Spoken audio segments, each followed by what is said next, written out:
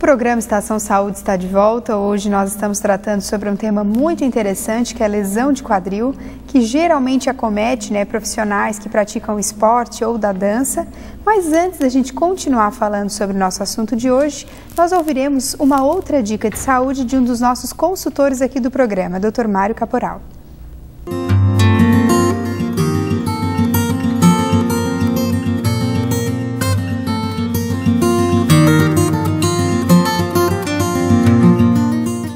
Continuando nesta dica tão importante sobre a doença celíaca, eu não poderia deixar de dizer, como eu já falei em outras dicas sobre a doença celíaca, que a doença celíaca é uma doença autoimune, uma doença causada por uma agressão, pela intolerância ao glúten. O glúten é uma proteína existente em certas substâncias que nós ingerimos, principalmente os derivados do trigo, do centeio, da cevada, do malte, da aveia e também seus derivados, assim como na cerveja, malte, a cerveja, o uísque, essa manifestação de intolerância ao glúten, que nós conhecemos como a doença celíaca. Ela causa uma atrofia no intestino, atrofiando a mucosa do intestino, dificulta a absorção de certos nutrientes e com isso levando muitas vezes a desnutrição, levando a perda de certos elementos para o nosso corpo, como anemia, osteoporose, o cálcio. E o diagnóstico é feito por exame laboratorial, em que o médico tem a possibilidade de avaliar essas imunoglobulinas como estão e também por avaliação endoscópica com a biópsia. Então, o tratamento da doença celíaca consiste no afastamento dos derivados dos produtos alimentares que contêm glúten. Por favor, quem é intolerante ao glúten não pode ingerir o glúten. Este é o único tratamento, é afastar a pessoa desta proteína existente nesses produtos que acabei de falar, que se chama glúten. No momento que se afasta do glúten, a pessoa melhora. Falar em saúde é falar da Ecoclínica, que há 30 anos atua no diagnóstico por imagem. Excelência em diagnóstico por imagem, em ultrassonografia, mamografia digital, raio-x e densitometria óssea, a clínica atua há mais de 30 anos e está presente nos municípios de Tubarão, Capivari de Baixo, Braço do Norte e Armazém. É também a única clínica do setor a receber o selo Nota 10 da Vigilância Sanitária. A Ecoclínica também possui equipamento moderno para ultrassom 4D. Você, futura mamãe, pode ver com detalhes como está o desenvolvimento do seu bebê e ainda já saber características físicas. A Ecoclínica investindo na saúde para melhor atender os pacientes. Mais informações e agendamentos pelo telefone 3622-2355.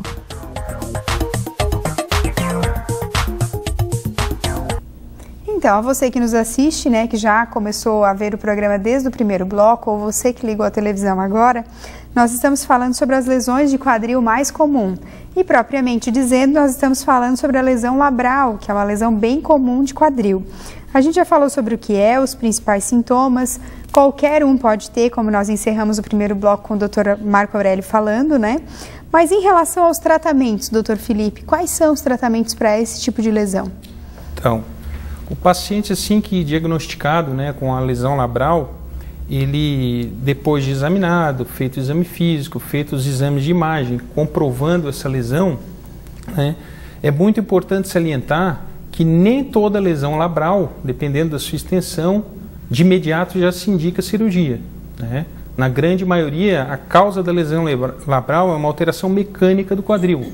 Então, muitas vezes, a única solução realmente é o tratamento cirúrgico, mas antes, se é necessário ver a atividade do paciente, se é um esporte que está causando isso, se é um movimento repetitivo que ele tem no trabalho.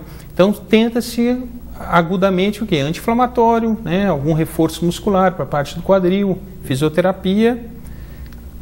Não solucionando o problema, aí indica-se a cirurgia. Como na maioria das vezes essas lesões labrais são associadas a uma alteração já anatômica do quadril, a grande maioria delas acaba sendo necessário o tratamento cirúrgico. Mas antes sempre é importante salientar que, em alguns casos, o tratamento conservador ainda é pertinente também, né? Dr. Marco Aurélio, como que acontece as cirurgias de quadril? As cirurgias, mesmo para esse tipo de lesão, podem ser feitas de duas maneiras. Uma, de maneira, vamos dizer assim, tradicional, que a gente chama de a céu aberto, que é fazendo um corte, então, maior no quadril, abrindo-se a articulação, às vezes até tendo que deslocá-la ou luxá-la para fazer a reparação do labrum e das alterações anatômicas que tenham ali, ou então por videoartroscopia. Seria uma cirurgia menos invasiva, chamada minimamente invasiva, são duas pequenas incisões em torno de 1 centímetro cada uma, colocando-se uma microcâmera dentro da articulação e aí tu tem a visão como se ela estivesse aberta. É muito comum hoje dizerem que a cirurgia videoartroscopia, seja de joelho, de ombro, é feita a cirurgia a laser. Não, ela não é a laser, só ela é minimamente invasiva, com uma agressão muito menor ao paciente e às estruturas, enfim, da articulação.